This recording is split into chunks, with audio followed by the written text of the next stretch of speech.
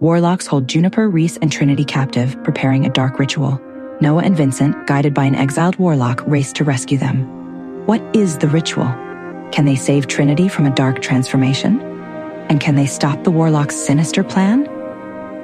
Elias moved swiftly through the dense underbrush, his steps eerily silent for someone his age. Noah and Vincent followed closely, their senses heightened for any sign of warlock magic. The deeper they ventured into the warlock-controlled lands, the heavier the air became, thick with unseen energy that seemed to claw at their very souls. The trees twisted unnaturally, their bark pulsing with dark runes, whispering in an ancient tongue that sent shivers down their spines. "We're being watched," Vincent murmured, his grip tightening on his dagger. Elias didn't look back. "Of course we are. You've stepped into their domain now, but don't worry. They already know you're coming." Noah gritted his teeth. "Then let's make sure they regret it." They continued in silence until Elias abruptly halted before a towering, gnarled tree. Strange markings covered its bark, pulsating with dark energy. Elias placed a hand against the wood and whispered in a language neither wolf understood. The ground beneath them trembled, and a hidden passageway revealed itself between the roots. The scent of damp earth and decay wafted up from the darkness, making Vincent's stomach churn. "This will take us under the stronghold," Elias said. "But once we enter, there's no turning back." Vincent smirked. "We weren't planning on it." Meanwhile, within the stronghold, Reece's restraints had grown heavier. He felt every ounce of his strength being drained, his wolf barely responding anymore. Juniper was faring no better. Her usually sharp eyes were dulled, her breathing labored. The warlocks had carved symbols into the stone floor around them, runes that flickered with an ominous crimson glow. They weren't just prisoners. They were fuel for something far darker. "We need to fight," Juniper murmured, barely able to keep her head up. Reece gritted his teeth. "We will." A dark laugh echoed through the chamber. "Oh, you're still fighting? That's precious. You won't have to for much longer." Reece met his gaze with a fire that hadn't yet been extinguished. "You should be worried. We'll see." The tunnels beneath the warlock fortress were suffocating, the air damp with decay.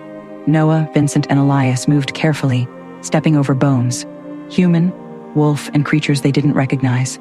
The deeper they went, the more the walls seemed to close in, whispers echoing all around them, voices calling their names in seductive, eerie tones. "They've been at this for centuries," Vincent muttered, his hand hovering over his weapon.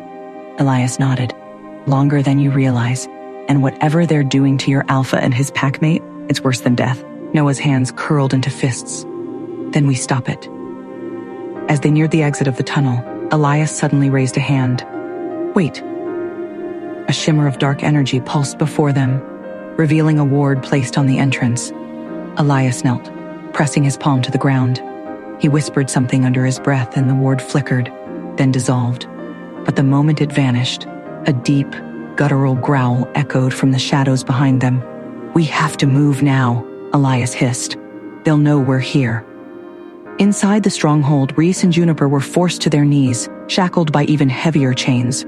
The warlocks had gathered, their leader standing before them, an ancient, hooded figure with piercing, unnatural eyes. He moved with unnatural grace, his voice a whisper yet powerful enough to shake the air. "Do you feel it?" the warlock elder whispered. "The magic consuming you?" Reece growled, straining against his chains. "You won't win." The elder tilted his head. "Oh, we already have." Dark magic flared, engulfing them both in agonizing pain. The runes carved into the floor expanded, creeping toward them, seeking their very souls.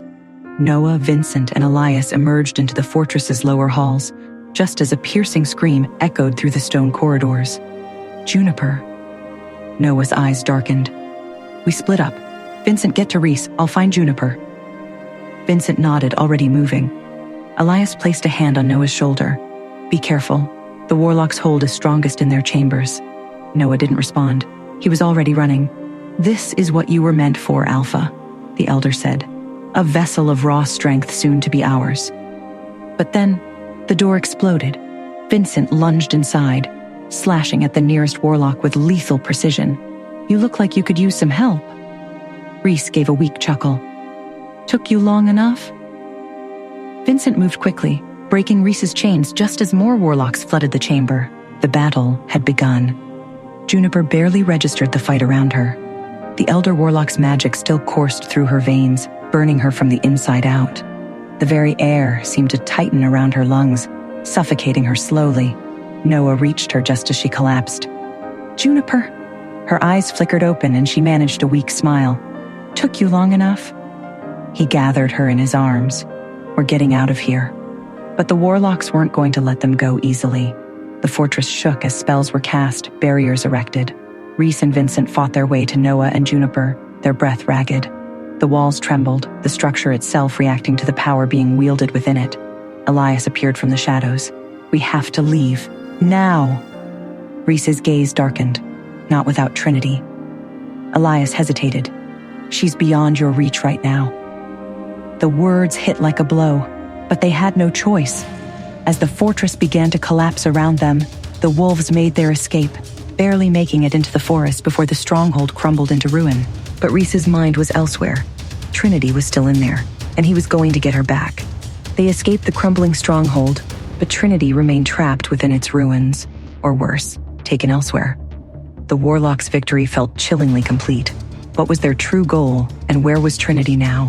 Could they face the warlocks again? Or would the darkness consume them all? Hey, I am Trinity. Want to know what happens next? Then click the link in the description below and download the Pocket FM app and listen to the exciting episodes of Chosen by Fate, Rejected by the Alpha,